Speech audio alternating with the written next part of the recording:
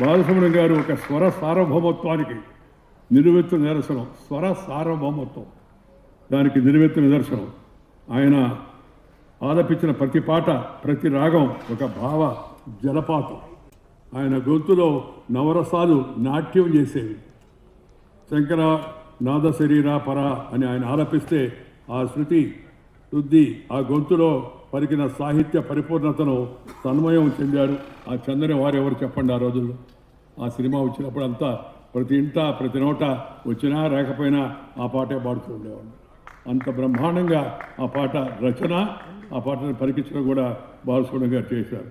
ఓ పాప లారీ వంటి పాటలోని అమాయకపు అల్లరి, కందులు కందులు కలిశాయి వంటి పాటలోని శృంగార మాధుర్యం మనల్ని ఆయా పాత్రలోకి తీసుకెళ్ళిపోయేవారు. పాడుతూ ఉంటే ఆ నటుడే పాడుతున్నట్టుగా మనకు అనిపించేది. ఆయన గళం సంగీత దర్శకుడు, గేయ రచయిత ఏది కోరుకుంటే అది పలికించే ఒక అక్షయ పాత్ర. ఏది కావాలని ఆ సంగీత దర్శకుడు కోరుకుంటే దాన్ని ఇచ్చేటి ఒక అక్షయ పాత్ర ఆయన గళం అని చెప్పని ఈ సందర్భంగా మీకు మనవి చేస్తున్నాను.